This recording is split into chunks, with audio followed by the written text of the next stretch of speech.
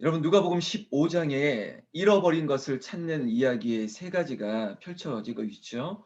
어제 우리는 100마리의 양 가운데 하나의 잃어버린 어린 양 하나 찾으러 갔던 목자의 심정을 보았고요. 그리고 10드라크마 동전 10개 중에 하나를 잃어버렸을 때 그 하나를 찾고자 하는 여인의 열심까지 보았습니다.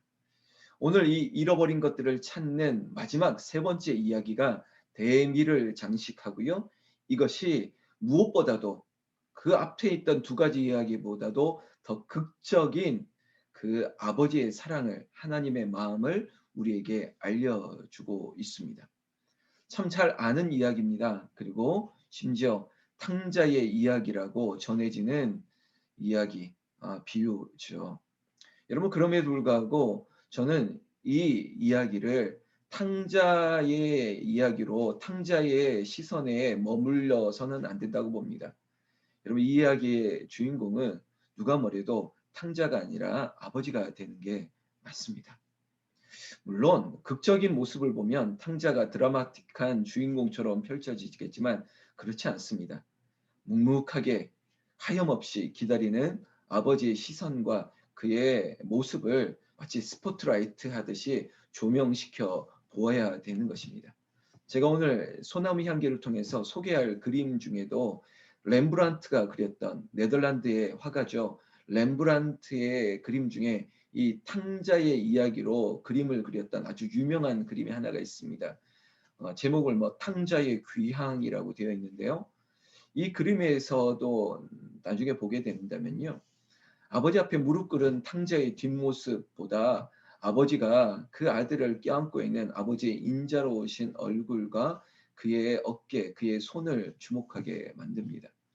여러분 항상 우리는 탕자로 살아갈 때가 있고요. 또한 우리는 또 그 둘째 아들을 옆에서 멀찍이 바라보면서 비판하는 큰 아들의 삶으로 살아갈 때가 있습니다. 우리는 항상 거기에서 머무릅니다. 그럼에도 불구하고 탕자이든 간에 그리고 그 집안에 있었던 맏아들이들 간에 우리의 이 약하고 우리의 모간하고 우리의 부족함을 늘 넉넉하게 베풀어 주시는 아버지, 그 아버지를 주목하면서 살아가는 것이 우리에게 복된 인생일 줄로 믿습니다. 사랑하는 이렇게 새벽을 깨우는 여러분들 또한 말씀을 보시는 여러분들에게 이 아버지의 사랑이 충만하기를 예수님의 이름으로 축원합니다. 요즘 한국교회 목회자들에게 성도들에게 아주 깊은 인상을 주고 있는 한 신학자가 한 분이 있습니다. 팀 켈러라고 하시는 분인데요. 이분이 쓴 책 중에 이런 제목의 책이 있습니다. 탕부 하나님, 탕자가 아니라 탕부, 잃어버린 아들의 아버지의 하나님은 어떤 하나님일까? 아버지의 시선을 가지고 입장을 가지고 하나님 아버지의 마음을 들여다보게 하는 것이죠. 여러분 이 책을 보면서 아주 큰 충격을 받았습니다. 우리는 그저 아버지의 사랑에 대해서 희미하게만 바라보게 했지만 아버지의 말씀 하나 그리고 아버지의 그 시선과 손길 하나하나에 집중하게 만들면서 은혜를 배가시키는 그런 지혜를 우리에게 주는 책이거든요. 오늘도 마찬가지입니다. 하나님은 우리를 어떻게 사랑하실지. 여러분 매일 성경을 보는 이유 중에 큰 두 가지 틀이 있습니다. 항상 성경 말씀 본문을 통해서 하나님은 어떤 분이실까? 이게 첫 번째 우리의 작업이고요. 두 번째 작업은 그렇다면 우리는 어떤 교훈과 어떤 적용을 통해서 이 말씀으로 살아가야 될까? 이것이죠. 오늘도 그렇다면 첫 번째 하나님은 어떤 분이실까를 스스로 말씀 앞에 질문하고 답을 내리셔야 됩니다. 오늘 이 둘째 탕자를 기다리는 아버지. 이 아버지는요. 이 둘째 아들이 아주 정말로 배은망덕하고 어쩌면 폐륜과도 같은 아주 나쁜 아들입니다. 아버지 재산 중에 내게 돌아올 분깃을 내게 달라고 유산의 일부를 미리 띄워 달라고 그리고 그것을 가지고 먼 나라로 가서 허랑방탕한 세월을 보냈습니다. 그러면 좀 잘 살던가 그렇지도 않습니다. 다 낭비하고 나서 이제는 스스로 버틸 수도 없는 인생의 나락으로 떨어졌습니다. 우리가 잘 아는 것처럼 돼지 먹는 쥐염 열매 그걸로도 배를 채워야 될 정도로 아주 나락으로 떨어진 인생 가운데 스스로 죽고 싶을 정도의 세월을 보내다가 문득 드는 인물이 떠올립니다. 누구겠습니까? 아버지라는 겁니다. 아버지. 17절 말씀에 이렇게 스스로 얘기합니다. 스스로 돌이켜 이르되 내 아버지에게는 양식이 풍족한 품꾼이 얼마나 많은가. 나는 여기서 줄여 죽는거나. 여러분, 내 아버지에게는 이 말씀입니다. 내 아버지에게는 다른 사람이 생각나는 것도 아닙니다. 하늘에 계신 내 아버지, 오늘 우리의 입장에서는 내 아버지에게는 풍족한 이 양식이 얼마나 많은가. 심지어 품꾼도 그것으로 말미암아 넘치고 있는데 나는 이 땅에서 이렇게 줄여 죽는구나. 여러분, 하늘에 계신 아버지, 오늘 이 탕자가 주목했던 아버지를 바라보는 것처럼 이 자리에 있는 우리 모두도 하늘에 계신 아버지를 바라보는 거예요.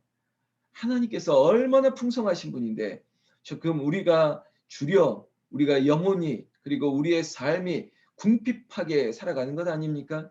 영의 양식이 주비에게 주실 하늘의 양식이 얼마나 많은데 우리가 그것들을 사모하지 않고 여러분 다른 것들에 만족하려고 합니까? 결국은 18절에 일어납니다. 우리도 믿음이 일어나야 되는 것입니다. 내가 일어나 아버지께로 가자. 이게 살 길입니다. 오직 하나님께로 가자. 여호와께로 돌아가자. 그럴 때 희망이 있습니다. 그럴 때 새로운 인생이 전개되는 것입니다.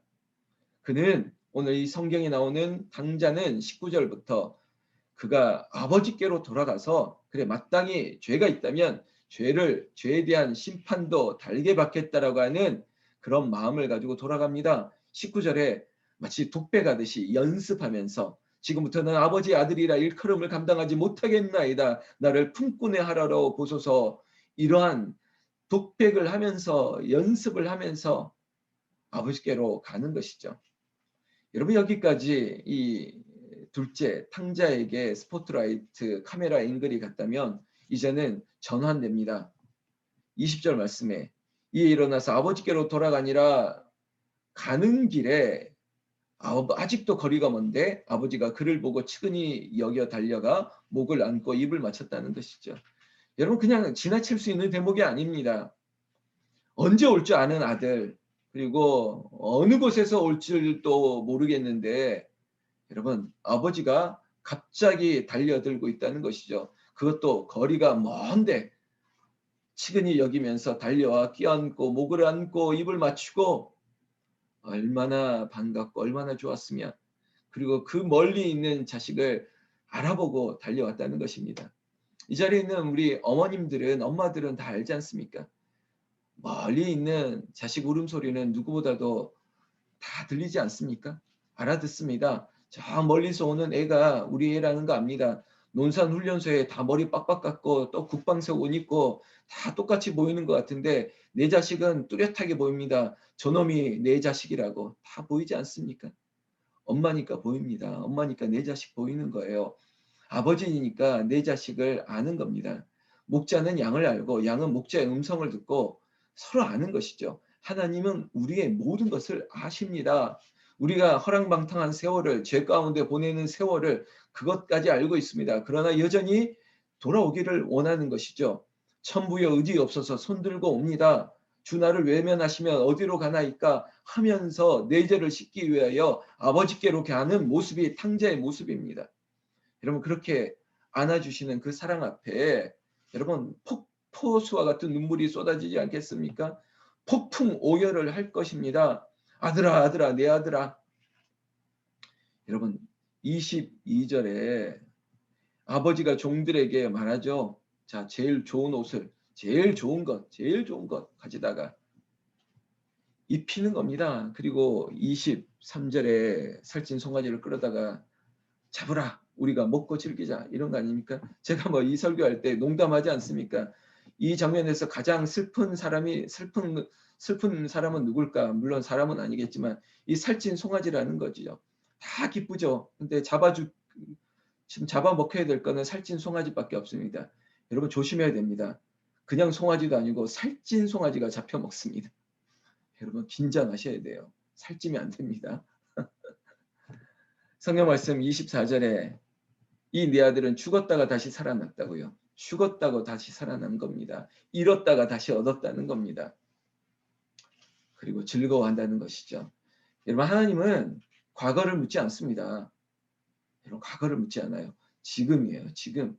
지금 내 품에 있는 이 아들 때문에 그리고 이 아들의 과거는 뭐 유산을 가지고 떠나갔다. 그리고 다 탕진했다. 그거 중요하지 않습니다. 지금 내 품 안에 있는 내 아들 때문에 즐거워하는 아버지. 아버지가 아주 단순하십니다. 오늘 매일 성경의 제목은 아버지의 해픈 사랑 뭐 이렇게까지 썼는데요. 우리 아버지 단순하세요. 우리 아버지는 과거를 묻지 않아요. 여러분 저도 이제 뭐 아버지로 살다 보니까 그런 것 같아요. 우리 애들이 죄송합니다 그러면 제가 그거 과거를 묻겠습니까? 묻지 않아요. 아빠 다시는 안 그럴게요 그러면 정말로 다 잊어버려요. 아 다시는 안 그러겠다는데 뭐가 더 물을 게 뭐가 있겠습니까? 오히려 대견하죠. 열심히 살겠다고 잘 살아보겠다고. 여러분 하나님이 그런 하나님 여러분 하나님은 인간이 아니시라니까요. 하나님은 아버지 정말로 우리가 상상할 수 없는 그 놀라우신 사랑의 아버지. 그런 아버지 앞에 주목하는 저와 여러분 그 사랑에 감격하는 우리 모두 되시기를 예수님의 이름으로 축원합니다. 그런데 또다시 카메라 앵글이 또 다른 새 제3의 인물이었던 큰아들 맏아들에게 갑니다. 열심히 일하다가 돌아왔습니다. 그런데 갑자기 뭐 쿵짝쿵짝 뭐 풍악도 울리고 뭐 맛있는 그 음식 냄새도 나고 의아해서 종을 불러다가 무슨 일이냐 했더니 뭐랍니까? 당신의 동생이 돌아왔다고요. 당신의 아버지가 건강한 그를 다시 맞아들이게 되었다. 살찐 송아지를 잡았다. 뭐 이런 소식을 전하는데 그때부터 기분이 나빴던 거죠. 28절에 노하여 들어가고자 하지 아니하거늘. 왜 화가 났을까요? 그리고 왜 안 들어갔을까요? 참 이상하죠. 이상한 게 아니라 여러분 그런 마음이 들 수 있을까요? 반문하는 겁니다. 그럴 수 있을 것 같습니다. 저도 큰아들로 살거든요. 어, 그런 마음 없지 않을까? 여러분들은 어떠세요? 유대인들에게 우리가 먼저인데 첫째는 유대인에게인데 오히려 이방인들에게 더 큰 은혜가 있다면 유대인들은 어떻게 생각했을까? 그들도 그런 마음이 있었습니다.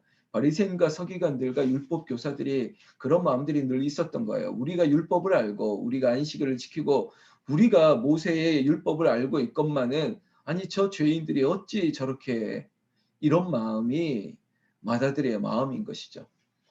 여러분 돌아온 것만으로도 기뻐하면 됩니다. 여기에 어떤 역학적인 어떤 구도 이런 거 생각하지 마세요. 하나님 아버지가 기뻐하면 우리도 기뻐하면 되는 거예요. 이 자리에 있는 먼저 된 우리가 그런 마음으로 우리가 누군가를 그렇게 기뻐하고 즐거워하고 오히려 그 잔치에 함께 참여할 수 있는 그런 마음이 우리의 마음 되시기를 주의 이름으로 축원합니다.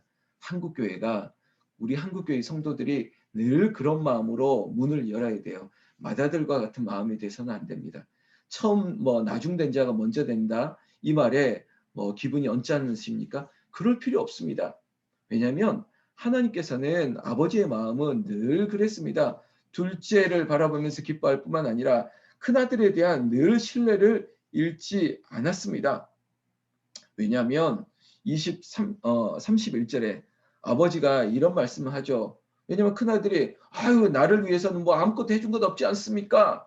근데 왜 저 탕자를 위해서는 살찐 송아지를 잡으셨나이까? 오늘 이 이야기에 항상 이 문제의 이슈는 살찐 송아지인 것 같아요. 자꾸 시비를 거네요. 이것 때문에. 살찐 송아지를 왜 잡았죠? 그랬더니 아버지가 했던 말이 31절이에요. 얘야, 여러분 저는 이 개역 성경에 있는 우리 이 번역의 표현이 너무 좋습니다. 얘야, 얘 얼마나 이렇게 친근하고 자상하고 가까운 어떤 이렇게 호칭입니까? 얘야, 너는 항상 나와 함께 있으니 내 것이다, 내 것이로되 이렇게 얘기합니다. 이 자리에 보니까 다 형제 자매들이 있는 분이 있는데 아니 왜 우리 남동생한테만 이렇게 재산을 주시냐고 왜 나한테는 안 주냐고 내가 누구보다 엄마를 위해서 수고한 자식 아니냐고 아이 내가 아버지 위해서 내가 아들보다 내가 더 수고한 딸 아니냐고. 여러분 그런 마음이 있습니까? 그래서 저는 이제 어르신들을 섬겼던 뭐 노인 요양 시설 이런 데 있어 봤기 때문에 아주 단순한 제가 알고 있는 그 삶의 지혜가 있습니다. 어 이건 주관적이니까 이렇게 저는 생각해요. 어르신 잘 모시는 자식들이 복이 있더라고요. 부모님 잘 모시는 자식들이 잘 되더라고요. 제가 있었던 요양시설에 관련된 이야기 들어보면 그래요. 아주 다소 단순합니다. 부모님 잘 모시는 자식이 복이 있더라고요. 저희 아버지가 천국에 가셨지만 둘째임에도 불구하고 저희 할머니를 모셨기 때문에 우리 집안이 잘 된 것 같아요. 저는 아주 단순하게 생각해요. 큰아버지보다 둘째이기 때문에 그렇다고 여러분 안 모시는 분들이 나쁘다는 말 하는 건 아니지만 여러분 모시는 게 복되다고요. 뭐 양호순 권사님도 어머님 모시고 다 그러지 않습니까?